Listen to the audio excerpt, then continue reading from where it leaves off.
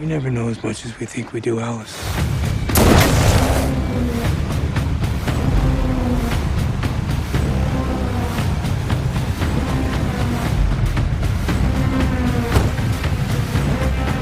Rayburn? He's here! Sheriff, behind you! Behind you! GAG, hello, my name is Kevin, I am the Dapper-man, and today I'm going to be talking to you about a film that was released this year of 2020. I know I've been talking much about movies released this year, but I've seen this in Redbox, I've seen this around video stores, I say Walmart, Target, whatever. But I've seen it enough and it kind of grasped my attention, so I decided to go ahead and watch this movie and give it a review. That movie is called The Silent Scene.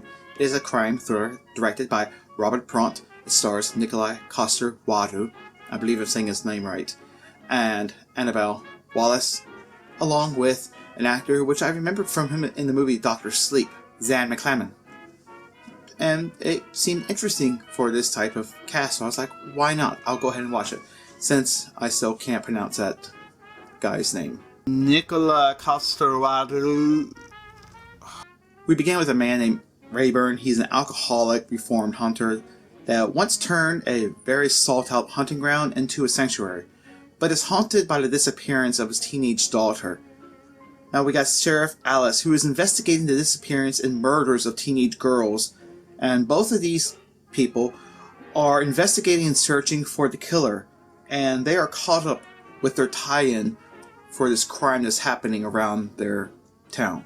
Now something like this will sound like it would be a very interesting, engaging movie, something that you may want to watch because it has that nice small town feel where it's out some far away in the mountains and there's not very many people, but there's a crime that's becoming quite unusual. It just caught my eye and I felt like something that I would want to watch. However, it is not that at all whatsoever. It is very boring, it's very predictable, it's very lacking in intelligence, and it's very stupid. It's incredibly stupid. Some of these decisions that are made are very common tropes that we've seen plenty of times we already know. It's sort of like when you see the disturbed son, we see the disturbed man or woman, you know they're disturbed. If they're smoking a lot, they got bruises and they're always trying to hide their face. These are common tropes. One of them was the actor Nikolai when he is playing as this alcoholic father, and he's got beer bottle, whiskey bottles, every kind of bottle everywhere, and it's non-stop. Like everywhere you see is a bottle in his hand, and these are common tropes that are just outdated in my opinion and very old and boring, and you just already see what's going to happen a mile ahead of its time. It lacks logic, it lacks intelligence, it lacks reason, and the decisions that people make are so dumb. I'm just trying to think of a better word, and I can't because this movie is really so dumb. The police make choices that no police on planet Earth would ever make. Okay. Yeah, they won't make these decisions.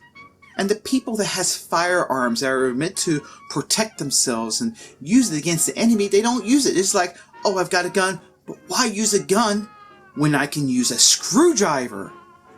And you can't help but think, what's going through this guy's mind? You have weapons to protect yourself. You use a screwdriver, or you use a book. Who does this? It makes no sense. This movie is all over the place because it doesn't know what genre it to be in.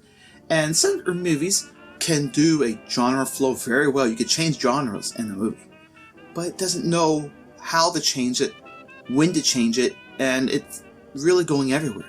The story does try to be gritty, but this is so repetitive. We've seen this so many times before. We lose interest basically halfway through the movie. And the reveal is one of the worst reveals I've ever seen for a villain. It is very dull and bland. Now this film is very good in a technical aspect. It has great cinematography, it has good acting, it even has some pretty decent editing. But when you have all the technicalities proper into a film and you have no story, you lose the audience. The audience needs to feel engaged in the story, and you feel no engagement into this film. And with that, I will leave you to one of the worst movie quotes I've ever heard. I'm just going to go ahead and say it because I'm still astounded that they thought this would be a very revealing or a very impactful way for an enemy to say something, and it wasn't. And the thing he said was, I only hurt the ones that no one will miss. And I knew right then this was going to be one of the worst movies I've seen this year. Now, in case you do decide to watch this movie for your own sake, for whatever reason, it is an R rating, and here is a reason why it's an R rating. I would not recommend watching this movie, but if you're just bored and you feel like you've got nothing to watch and you have to rent something from Redbox, I guess this will be it.